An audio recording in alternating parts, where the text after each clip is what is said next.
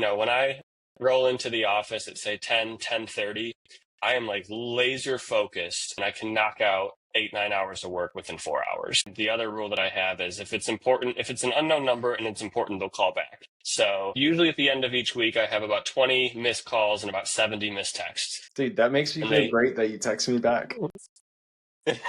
You're listening to the Lever Up Your Life podcast. Each episode, I bring on guests to share their strategies and secrets for leveraging their knowledge, resources, and contacts to lever up their lives. We unpack real-world numbers, mistakes, and wins so you can flip faster, borrow smarter, and build wealth with confidence. Let's dive in. I just got done recording with Alex Jandick, and I just want to say it's so cool the way that he's intentionally built his life, really focusing on the less but better and being extremely conscious of what's the most important thing to him with being his family, his mental health, his physical health, and being able to enjoy life while simultaneously building a business without relying on employees. I think that if you are an entrepreneur who's just getting started or someone who's been an entrepreneur their entire life, this is going to be a great episode to tune into and really reflect and ask yourself if the way that you're building your business aligns with how it is that you're looking to build your life. That's all I got for you. Tune in and enjoy the show. Welcome back for another episode of the Lever Up Your Life podcast. So excited to bring on a guest that I highly respect, Alex Jandick. Welcome to the show. Jared, thank you. Appreciate you, brother. It's awesome. I've been a longtime watcher of your podcast, and now I get to be on it. So it's been... Ooh. Yes, I've been an admirer for some time. So thank you for having me on. Well, we finally did a deal together. So, that's a good reason to hop on a pod. This is true. And let me just say how easy that deal was. It required minimal communication. I almost wasn't communicating to the point of I think this will just close if I just do nothing. And it did, because you guys just took care of everything. So thank you. Yeah, that was a fun one, man.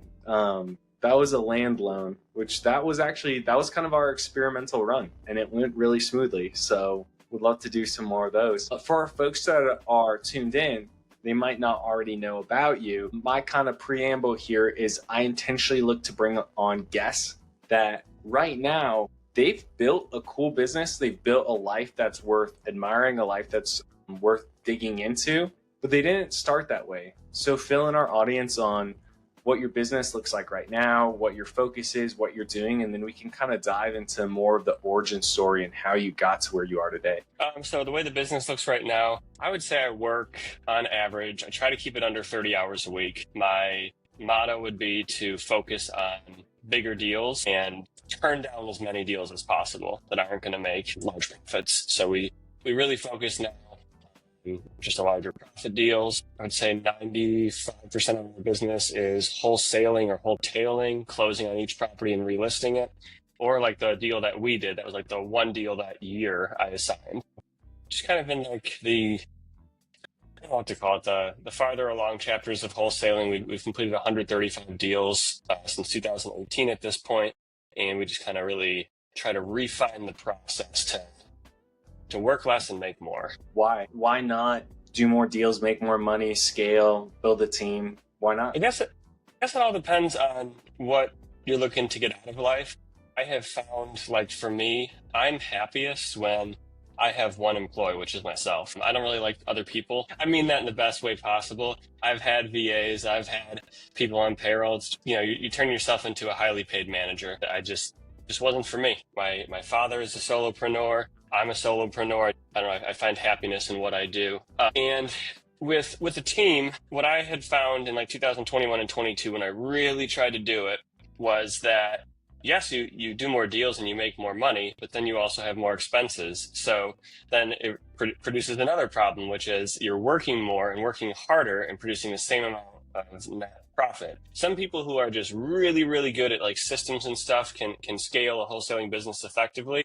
The way I looked at it, I was just kind of scaling this business, getting from where I'm at. If I doubled my income, would my lifestyle change that much? And the answer was no. It's once you get to a certain level of income and most basic needs are met, it's all right, well, I'm going to chill here for a bit. Plus, we've got a 5-year-old and a 3-year-old at home. So I'm very, very busy with family life at the moment. Yeah, that's understandable, man. In your opinion, what's the price point in which, or like the income level, we'll talk on monthly or annually, where once you start making this amount of money, the impact on your lifestyle is minimal? Because I have my answer in my head, kind of where I think that threshold is. I'm curious where it is for you. That's a good question. My answer on that honestly changes by the year. So present day, I would say once you get to like 300,000 net per year, you're rolling pretty well.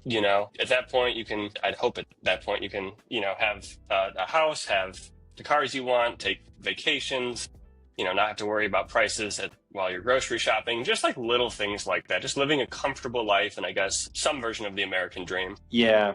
I think for me as a single guy without a family, I found that, so 200K a year is like 16K per month. Once you're at that level, I'm like, what is it that you can't do that making more money would enable you to do? Like, the list is pretty short, at least on a database. I mean, maybe you couldn't buy the $1 million house or whatever. I don't know. It drops off a lot. Yeah. And I could definitely say, as a single guy, if you're not having like family expenses and stuff like that, like that's a great amount of money to make. I mean, even though we're in insane or have gone through insane inflationary times, like still, if you're making that kind of money a year, like you're doing well. And now I will say too, I have been in multiple masterminds throughout the years, and I've met people who have scaled their businesses and they're taking home $2 million a year, and they're miserable. A lot of them are really, really miserable because it's like you said, it's like the advantage of going from like say 200,000 a year to 2 million a year is not the same as going from say 50,000 a year to $200,000 a year. You'll feel a lot richer when you go from 50,000 to 200,000. And the issue, I always define it like this. It's like, once let's say like you close your first big deal and you make like 50 grand, like that hit of dopamine, it's like the first time you try a drug, you're like trying to get back to that high. And it's just now I don't encourage the use of drugs, but you're trying to get back to that high. And unfortunately, like I know for me at least, like the first time I made 50 grand on a deal back in 2019, I have never felt that same satisfaction again. So I kind of have to get used to that and just know like, okay, like what other things can I do to produce dopamine, but knowing that it's never going to hit like that again. Yeah. So I'm going to nerd out on you for a second. Are you familiar with the water diamond paradox? I'm not. Okay. So this is kind of how it goes. If you need water to survive, you don't need diamonds to survive. Why do people pay more for diamonds than for water? Because if you could only buy, you're in the desert, right? You're stranded out there. You can only buy one bottle of water. That's it. Or you can buy one diamond. What are you going to buy? Water. So why then do we pay more for diamonds than for water? I've always wondered that because I've never really been a diamond person. Fair enough, man. Fair enough. I like that paradox too, because it's like, I can, apply that to other principles in life too. Like everything, like I'll use the Jandick household furniture paradox. Unless the furniture has use and purpose. Like I hate decorative stuff because I'm like, there's no use to it. There's no purpose for it. Like I don't like decoration. It has to do something to be worth my money. My wife would disagree with me, but you're right. That's another story. I think that would be called like a utilitarian or something like that. You want to get use out of your stuff. So exactly. The paradox is that, well, one bottle of water is extremely valuable. Like you'll die without it. The second bottle of water, like, well, maybe you don't really need that because you already had one. The 100th bottle of water, it's like, who wants more water? But diamonds, every time you get another diamond, the value doesn't go down. The marginal, so at the margin, there's not that much of a drop off in value. So when we were talking about like income, to your point, going from 50K to 100K, life changing. Like K in the US right now, dude, you're like paying rent and, skimping on groceries. 100K, you can actually, you kind of can do something. Bump that up to 200K, still a huge change. But going from 200K to 200, like, I don't even know if my life would really change much at all. Yeah. And it's kind of crazy to like think like, I don't know if you feel the same way, but like for me, like I feel like you just get to a certain point and you're like, all right, well, what's the point of getting to the next point? Because I've really am meeting all the needs that I have right now. I mean, I guess you could, and this is like what I've learned about like with much money comes much responsibility. So my wife and I have really made it a point in our life to try the best we can to live comfortably on as little as possible so we can have the most amount possible to invest, and then eventually get myself out of wholesaling because the passive income from my investment vehicle is paying me more per month than wholesaling. Yeah, 100%. On that note, so you mentioned you did your first deal in 2018? 2018 was the first deal, yes, January. So what were you doing before 2018 and what made you want to get into the wholesale space specifically? Sure. So out of college, I did medical device sales and I did hearing aid sales. So I was a board certified hearing aid specialist. And when it's your first job out of college, dude, like, that actually makes so much sense. That's why you're so good at listening to sellers. Dude, well, that and the company I worked for had an amazing sales process. Okay. And I had like a camera in my office that would watch my sales process, and I'd get a report card back.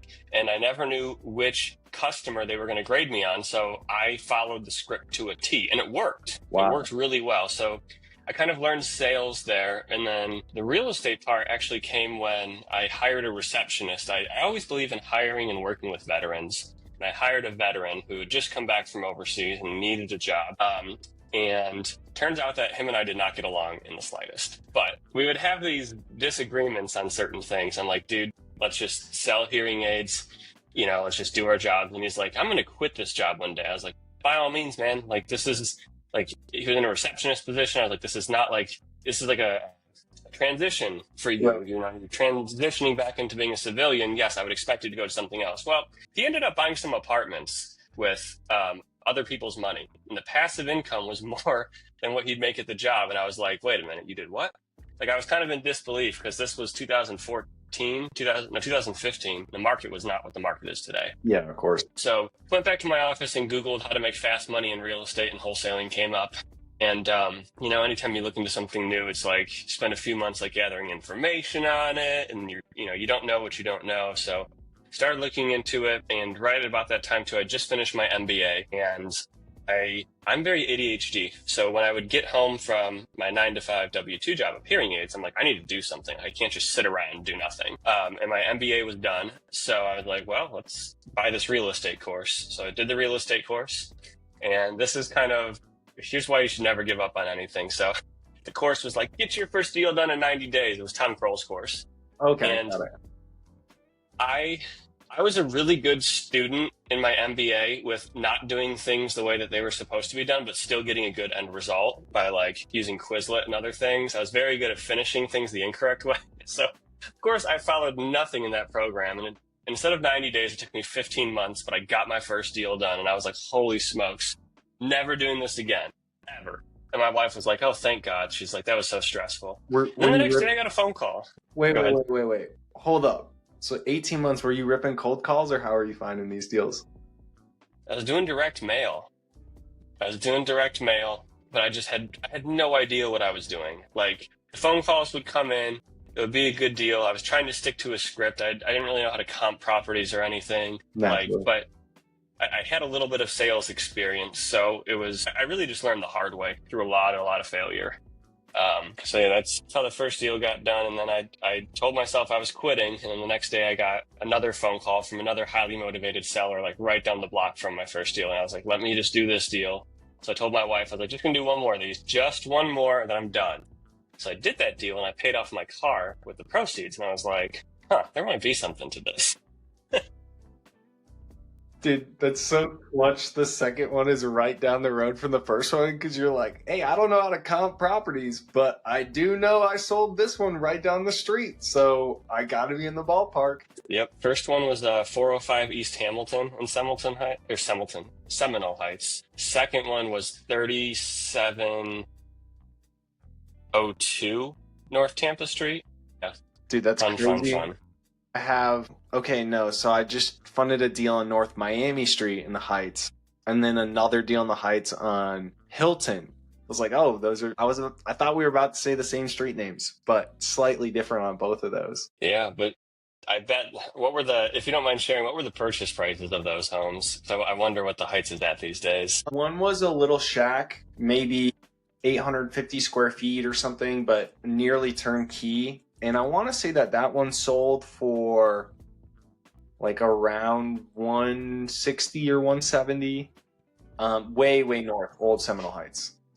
Yeah, pretty close to the river. And then the one on North Miami, better location. That one I think sold for like low 300s and needed a good bit of work with ADU potential. So yeah, higher than they used to be. That's for sure. Yeah, a lot. I was just doing the math per square footage. I was like, wow. But I mean, that's what happens. The Heights is hot. It's been hot for a while. Yes, sir. This actually is a good time to ask you this question. So when you look back over getting into those first couple deals initially and the success that you've had and just success generally in business, life, etc., I actually coming in the show, like what's important to you? And you had mentioned that tenacity and persistence were a big part of the reason that you attribute your success. Obviously, we see that on the first 1 to 2 deals you got. In the past couple of years after that, how have you seen that tenacity and persistence continue to help you in your business? It's a good question.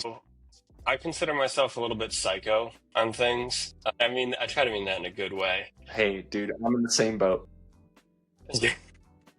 A lot of the deals that I do, so I learned this from medical device sales. I take notes on everything. Like every time I try a follow-up or order someone edible arrangements, I put a note in my CRM. And then when I close the deal, I look back at these notes. And some of these deals take like 2 years of just constantly communicating with the seller. And then when it is time to go and it is time to sell, they come to me because they've established such a long trail of rapport, or they're just so sick of me contacting them. They're just like, please buy my house and be quiet. So I think especially in wholesaling or in real estate period, a lot of people just fail to follow up, but I'm not one of those people. I follow up and I follow up and I follow up because so long as the house meets certain qualifiers, like it's in a good area, it's distressed. I'm sorry if there's knocking. They're doing a roof right next door to me right now. Hear it, man. You're good. Wonderful. But follow-up is in tenacity and just persisting and not getting discouraged when you get told to F off over and over and over again. That's what leads to success, is what I have found. It takes a lot longer than people think. It takes longer than I thought. Yeah. I mean, a lot longer than 90 days. Absolutely. I think one of the biggest hurdles that I work with a lot of newer investors, and people get so disappointed when their offer isn't accepted on a fix and flip. They find the deal. This is exactly what I want. I can tell they're emotionally invested, and their offer doesn't get accepted. And they come back to me and they're bummed. I'm like, dude, what are you bummed about? Don't you know that the first offer almost always loses? And I'm not saying they lose as though they don't get the deal. Most of the time, if your offer's accepted, you're the first person. Like a lot of times those aren't deals to be excited about. Like you offered too high. Whether you're direct to seller or buying from a wholesaler, buying off the MLS, like the good deals come when the contract's canceled twice. That's very true. And you've got kind of a bird's eye view of that too with being a lender. Yeah, that's I would wholeheartedly agree with you. A lot of the really great conversations that I have with either sellers or if I am working with an agent, like the whole conversation, let's say it's a 30-minute conversation, the first 25 minutes are just going to be like building rapport, finding out what we have in common. Once we've developed that rapport and we kind of know each other, we like each other, we trust each other, then the last 5 minutes are like, all right, let's dive into this deal. What's your seller's bottom line? Or how can I make sure this is a good win-win for both of us? And it's like once the guard is brought down and the seller or the agent kind of knows that you're a serious operator, that's when you kind of can get to the meat and potatoes. And then from there, if it's a deal, great. If it's close to being a deal, order them edible arrangements. And if it's not a deal, just walk away. Dude, edible arrangements is such a good tactic. I know, you know Jesse Bibby? He's been doing the order the pizza thing a lot. Like, dude, those are both such good ideas. Like, how else better to take someone serious that they genuinely care about you than like, even if they don't want it or the pizza shows up, they're like, who does that, dude? Who follows up and is really that sincere to drop $50, especially when, I don't know, maybe 50K is on the line? Just whether or not you can show that you actually like and care about them. I think last year alone, I looked at all my edible arrangements receipts and we spent just under 4,000 arrangements, which was absolutely nuts to me, but I mean, it works. Dude, you're a top 1% edible arrangement buyer. I mean, here's the thing, and one thing I really respect about your business, less but better mantra is something that I really, really value. I mean, this year I'm trying to scale a little bit more because I have hired and filled some roles. But at the same time, I'm trying to maintain, like, dude, the person who wants the cheapest loan, I'm like, what's the point, man? Like, you're going to keep me busy and I'm fighting for your deals for what? To make half the amount? So I really respect that. And I think when you look at the landscape of wholesaling, there's so many people that are spending an ungodly amount on data, cold calling, whatever else. It's like, dude, $4,000 on edible arrangements, like, that's a month of data for some shops to maybe make the same net profit annually. And one thing that you mentioned that I won't go down the rabbit hole on this too much, but last year we switched from outbound marketing to solely inbound marketing, which has been a huge game changer, because for 5 years we were buying data sets, filtering data sets, cold calling, texting, emailing data sets, and it was just, I mean, anyone who's been through that, it's a pain in the butt. Now we do PPC, which is much different. Yeah, I don't blame you at all in terms of time, because we're playing the game of, we've established, more money doesn't improve lifestyle, doesn't improve our how much we can do with our lives, and maybe it changes the impact level. That's a different story. But if you've established that the income is no longer what's changing your life and it becomes about time, why outbound marketing? I mean, I hated it by the time I got out of wholesaling so much and was so burnt out over calling that when I got into lending, I got hired and they were like, how many calls are you gonna make? How many calls are you gonna make? Like, bro, I'm not making any calls. Like, social media only, I'll run ads, I'll do all of that. It provides value, no output. I can hire most of it out. But dude, outbound for life that's a grind, man. Yeah, and it did work for a number of years. It worked effectively, I thought, at least from like 2018 to probably 2023. But people just get tired of having 42 texts, a day saying, do you want to sell your house? Do you want to sell your house? And it's like, I'm sure you probably get them too in the mail all the time, like the Spectrum and the other like cable offerings, and they just go right into the trash because it's like you're just so numb to it. It's like, I'm never going to use that. Yeah, inbound is much different. And I would guess, because marketing is always changing, I would guess inbound will hopefully have a good 5-year run. And then who knows what it'll be. It'll be, sending AI robots to people's doors. Yeah, sending drones to go knock on their door. And if they actually answer, it's like you on FaceTime with them. There we go. See? Wait, cut that part out. I don't want anyone to steal our ideas in the future. Yeah, right. So question for you then, with just the tenacity and persistence being key values that you've held on to for your success, how do you take that and then also maintain the work-life balance of, hey, I've got two kids at home, I don't want to be working more than 30 hours a week? One thing that I have found that really, really works for me, I kind of found it by mistake, but I have an iPhone 14. It's pretty old, probably like 2.5 years old. Battery dies on it really quick. And by like 4 p.m., so I leave the office at 4, sometimes a little earlier, the battery's pretty much dead on the thing. So I have to put it on the charger. And at home, I only have one charger, and it's like a charger pad. So the phone has to be on it. So I have to put it on there for probably a good 2 hours, and it charges really slow because the charging pad itself is like 11 years old. And I've realized, I'm like, okay, well, that mistake is actually a good thing, because when I get home, I don't want to be on my phone. Yeah. I usually put my phone on Do Not Disturb. That's time for me to, see how my kid's day was at school, see if my wife needs help with anything. I like to cook dinner as well, so I usually am cooking, but it's family time. And I do that because that's kind of the way that I grew up. After school is family time. So I do that, and also in like the mornings. In the beginning, I used to before kids, and when I was really trying to get this business going, I'd be in the office at 6:30 a.m. learning real estate before my W-2, because I needed to get the ball rolling. And then once I got to the point where I was doing it on my own and could make my own hours, now my mornings, I drop my oldest daughter off at school, and then I either go to the gym right after that for an hour, or I go walk on the beach. And I do things to relax myself mentally, because having 2 young kids at home can be taxing.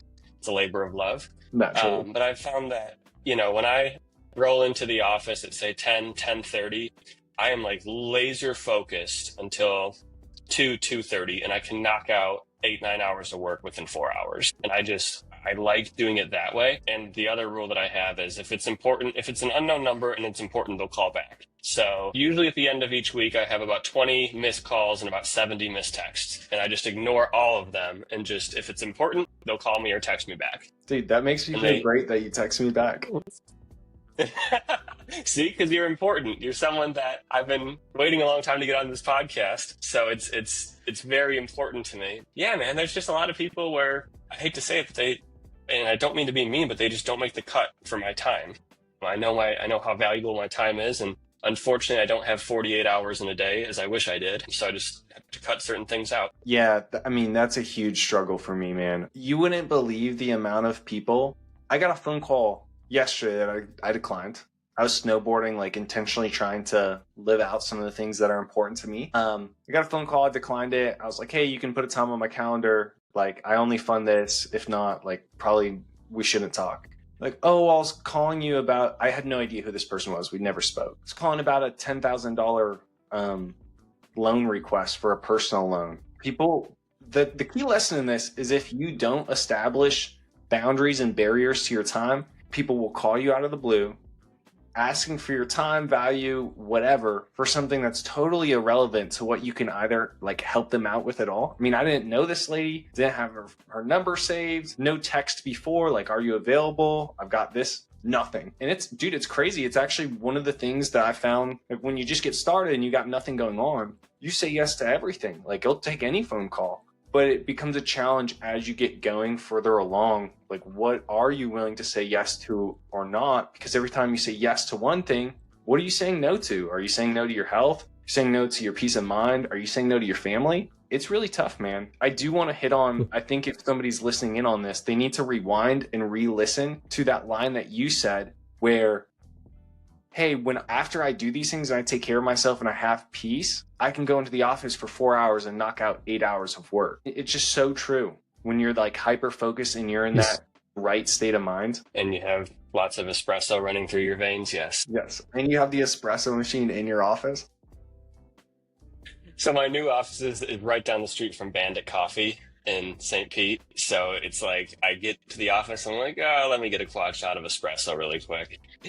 Yeah, I don't want to say I didn't take care of I really didn't take care of my mental health for a long time. It was very difficult for me as a man to swallow my pride and say this is something I need to work on. So I can say with 100% certainty that my life got much better when I listened to my wife, when I started going to therapy a couple times a month, which was very difficult for me to let my guard down and do, and started walking on the beach, started making sure that I was hitting the gym 3 times a week. So making sure that I was healthy, because now that I'm in my mid-30s, things don't just magically heal anymore in my body. Things get broken. I have to go to physical therapy. I have to really invest more time and money into my body to make sure that my work is not affected, to make sure that my family is not affected. It's life has its way of teaching you lessons, that's for sure. Yeah. And I mean, I'll share too, like I've gone to therapy on different occasions as well. And I just think that the mental weight, like entrepreneurship is not physically difficult, but mentally it's so challenging. Like you're pushed so much. There's a lot of times a lot of pressure on yourself, pressure from timelines. There's just a lot. And your weapon as an entrepreneur is this, it's your mind. And there's no shame in taking care of it, making sure it's healthy and in a good place, and getting feedback on how you should be changing your life to sharpen your sword, put yourself in a good position to handle a business effectively, and ultimately not just build a business, but build your life around what you want your life to look like, which is, I mean, as we've kind of made it clear, is not the same as maxing out your bottom line profit. You hit the nail on the head with that one. Absolutely. I agree with all that. So we got to talk shop about a deal of yours before we get into some of our exit questions. I know that you've kind of established a reputation of going after the tough deals, the ones that most wholesalers would have no idea, cancel in their CRM, too messy, too complicated, too much going on. And I know that you've made a killing on some of those deals and really made a name for yourself handling some of that stuff. And so I want to ask you about your deal on Romania. and get the story from you on how that deal transpired. So the Romania deal, it was a house in Central Oak Park in St. Pete. And my business partner, Brian Rossiger, actually was the one to find it from the obituary. And we were stumped on it at first. It was a good house, 2 bed, 1 bath, concrete block. And the gentleman's name was George Forrester. And there was just like 0 data on him. My theory is, if the house is good, which this house was, it was in a good neighborhood, it was concrete block. It wasn't really too distressed condition wise. At least we didn't think it was at the time.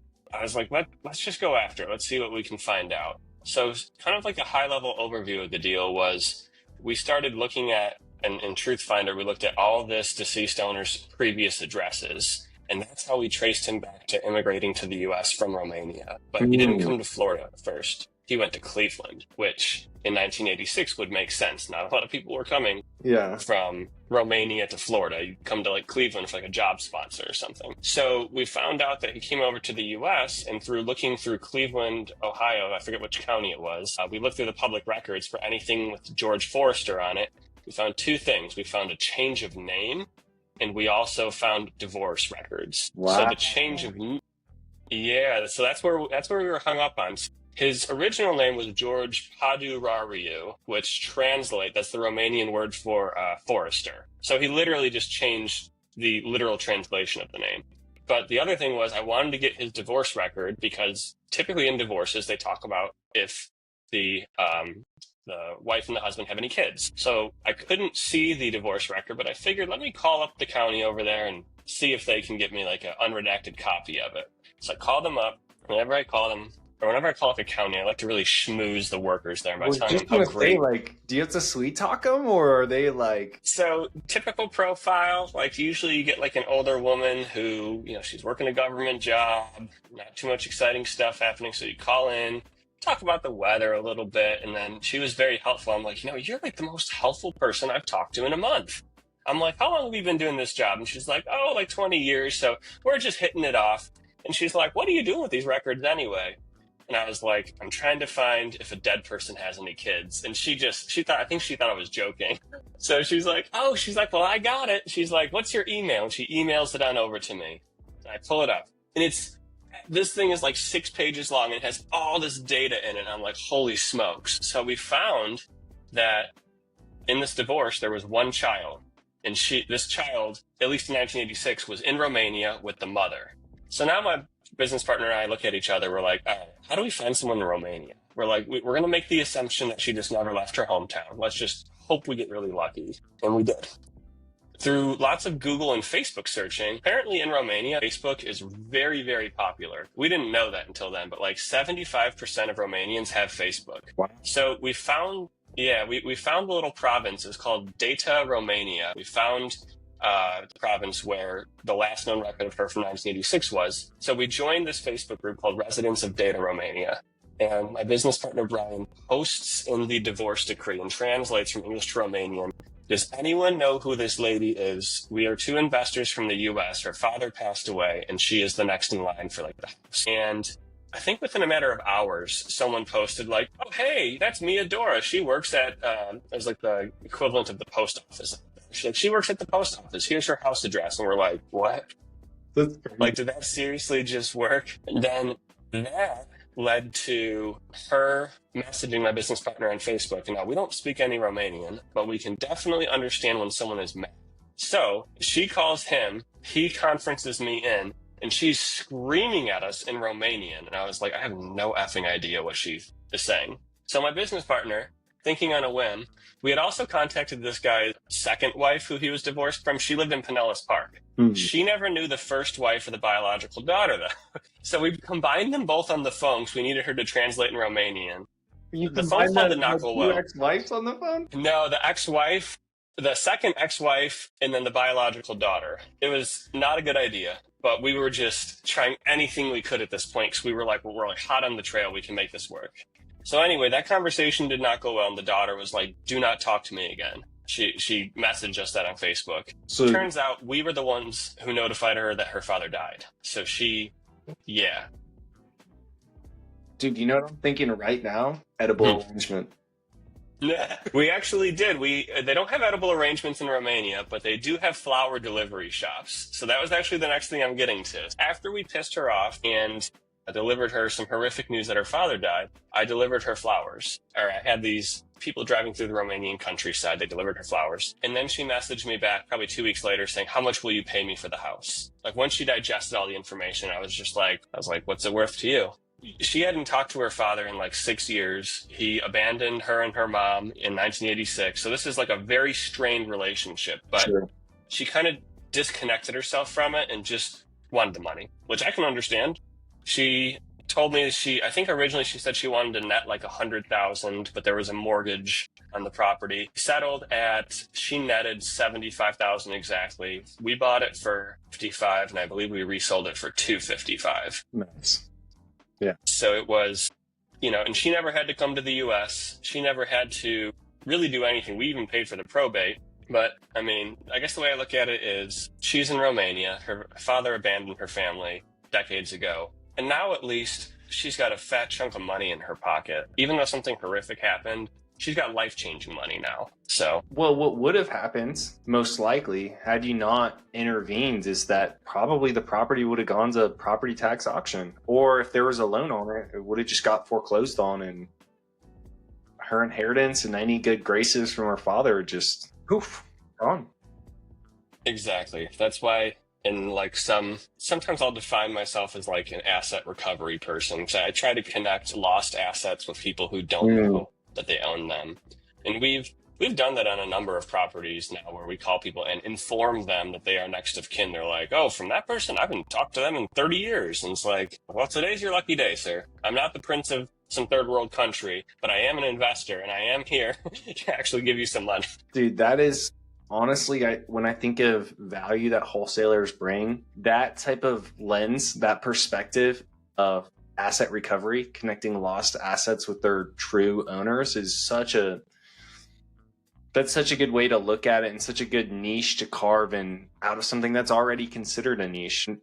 I recall, I spent almost 2 years wholesaling, and there were a handful of times when we had those types of deals. And those were always the most meaningful, always the most like fulfillment in the sense of we genuinely helped people that were going to get screwed over by some kind of process they didn't really understand or family issues outside of their control. 100%.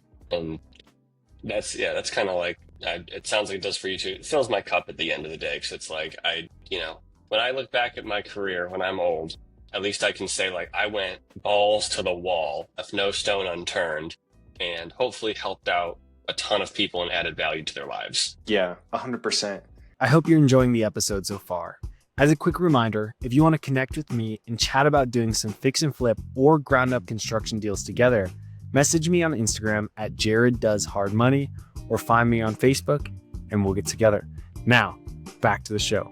With that, man, let's transition into some of our exit questions here. So I'll start out with something that's a little bit more tactical. In terms of your business, running a one-man shop, are there any specific systems or softwares that make a big difference for you in your business? The base level of Podio, the $24 a month one, I just downgraded from RE Simply to that, and a good title attorney. I use Boss Law and Haven Title. Fair and enough. Those systems, I should probably give an honorable mention to Brent Daniels, TTP. They run my PPC ads. You got the Rhino But lead? yes, absolutely. Other than that, that's pretty much it. I try to just stay as streamlined as possible, very minimal systems and stuff, just a very basic level CRM where I can just add in my notes. And when a lead calls me that I've been talking to for 2 years, I can just pull up. It's like their medical history that I'm pulling up.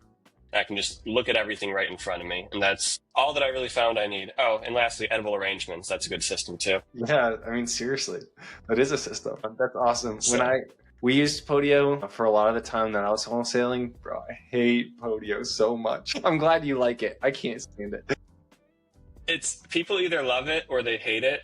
That's what I found about RE Simply. I hated it because it was just too much stuff and I would spend way too much time in it. And I'm just like, I just need a CRM where I can be talking to sellers 90% of the time and then just putting my notes in. That's and whatever works best for each person, I'd say they go with. But I guess I'm old school in that respect. Fair enough, man. Next question for you. Your morning routine. What does that look like? So I wake up at 3 a.m., run 10 miles, cold plunge. No, I don't do anything. I was like, so you go to bed at 7 p.m.? Usually wake up around like 5:45 or 6. Walk out to the kegerator, get my wife and I a cup of nitro cold brew, coffee in bed, send each other memes on TikTok for a little bit, shower, get ready. At 7 a.m., all hell breaks loose because the kids wake up. Get their lunches packed, make them breakfast. My wife drives my youngest to daycare. I drive the oldest to school. And then after that, this is just morning, right? Just morning routine. For me, it's either walking on the beach or going to the gym. And then after that, the morning routine ends at around 10. And I'm in the office and have to do whatever it is I do for work. Yeah, for real. Back to the old grindstone. I love the morning memes, man. That's a foundational piece of any solid relationship. It is. We always try to laugh in the mornings. I mean, some mornings, like, it's toward the end of the week and the kids have had a long week at school. I mean, we're just exhausted. And if we can get some good humor in, it always makes the day better. 100%. Now, when you get to the end of your day, how do you determine for yourself if you had a successful day or not? How do I say this without sounding cocky? I feel like I'm so, if it's tough to put into words, but like 15 years ago, I could have never imagined a life as great as I have it right now. So every day in its own respect has successes. I try to look at, thinking back on each day, like all the great things that happened, give gratitude for those things. And then, if there's things that need improvement, or if it was just a day from hell, I'm like, well, hey, at least tomorrow will be better. Yeah. So I always try to think of every day as a success, or think of it as what I can do tomorrow, so that way tomorrow is a success. Love it, man. And when we zoom out and we go towards the end of your life and you're looking back on the life you've lived, how will you determine for yourself if you led a successful life or not? Loaded questions, I know. Yeah, that was a loaded question. Well, I guess I would, I have this vision of what the end of my life or what the later years are supposed to look like. And it's, one of the things would be like, and more vacations with my wife, walking the beach and saying like, hey, we did it. We raised 2 kids. Our kids still talk to us and want to hang out with us. We still are in touch with our extended family and get to spend time with them. So family is really, really big to me. Work-wise, I mean, that's probably the easiest thing to define success in. Like one of my goals, I would say like, I would 100%, feel fulfilled in retirement when I get to the point when my Section 8 rental portfolio is bringing in $100,000 passively each month. Like I can just say, yeah, I did it just to say I did that because I deemed it to be fun. I deemed it to be worth it. So there's that aspect of it. And the last thing would just be, I became an entrepreneur on September 3rd, 2019. And I want to look back and just say every single day since that day I made the best decision. Well, the second best decision of my life. The first best was marrying my wife. I can say I made the second best decision of my life. And I went balls out every fucking day, excuse my language, since then. Okay. And it just led to an extreme life of abundance, more than I ever thought was even possible. And I kept on pushing the limits in a good way and kept on, adding value to others people's lives. So that way, when I do leave this earth, I can say that I did my best to leave it a better place than when I got here. Dude, I love that. I can also see the YouTube thumbnail already. You're like 70 years old. It's how I get $100K a month passive income in Section 8. There's one thing the government's biggest accounts receivable holder, or is it accounts payable? Yeah, the one thing I've realized this year is that sometimes if you want to make sure that, to hit your monetary goals, go to the source where the money is limitless. And that's the U.S. government. They can print it all day long. You're not wrong, man. You're really not wrong. Okay, last question for you as we wrap up the podcast. So with where you're at in your life right now, are you where you want to be currently? And if not, what's keeping you from reaching where you want to go or who it is that you want to become? I would say I'm farther along than where I wanted to be. And I've had to then move the goalpost a little bit more so I don't get complacent. So I would say I've really done that in the past year, and just to very quickly dive into that. The challenges of real estate in 2024 and 25 made me realize I need to transition to a subscription-based real estate portfolio where every single month, no matter if I sleep or do nothing all month, I still get paid. So that is the direction that I'm headed right now. And I'm putting all the pieces in place to get there. Wholesaling is great to accumulate capital, but long term, I've definitely said, wholesaling is a young man's game. I'm getting old, as you can tell by these wrinkles on my forehead, and I need an exit plan at this point. So that's my exit plan. I love it, man. So what I don't want to do is ask where people should reach out to you, because you've already got 70 texts a week that you don't have any interest in texting back on. But what I will ask you is, for people that are tuned in, doing deals, etc., what specifically would you want someone reaching out to you about in the Tampa Bay area? Like, hey, messy probate deal, reach out to me. This is where you should reach out to me. Or what's worth someone reaching out to you? And if they have something for you that's something that you value, where should they hit you up at? Sure. So if somebody has, I'm gonna give very specific things on this. If they have a 3-bed, 2-bath, concrete block, non-flood zone house that has a minimum of $100,000 profit, as is, not flipped, but as is, and the purchase price is under $200,000, and you want a JV with me, so we each make a minimum of $50,000, I will talk to you, and they can hit me up on Instagram. I love it. See how much better that is? See how much time we just saved? Expectations there. I've learned the hard way through other podcasts. Like, you're like, oh yeah, hit me up for anything. People will hit you up for anything. So I want to put out as many filters as I possibly can. So that way, when someone hits me up with that deal, I can be like, hell yeah, let's do it. And then we can do another podcast on that deal. So it'll all work out. I love it, man. Well, thanks so much for joining the show. It's a pleasure to have you, and just dive into your outlook on life, how you've built your business, how you've built your family, man. We appreciate all the wisdom that you shared today. Hell yeah. Thank you. And sorry for my language. You're good, man. You have a good rest of your day. Take it easy, Jared. Peace. Thank you all for tuning in to this episode of the Lever Up Your Life podcast. I trust that you'll take and apply at least one word of wisdom so you too can lever up your life. In fact, what I'd like you to do is share in the comments the single best piece of advice you got from this episode. If you want to make sure to catch the next episode, please subscribe and hit that notification bell. If you'd like to see previously recorded episodes, you can head to my channel at Jared Does Hard Money, or find our episodes on any major podcast distribution platform. If you know of anyone who you feel would make for a great guest for this podcast, let us know about them in the comments and we'll reach out. With that, we'll catch you for the next episode of the Lever Up Your Life podcast.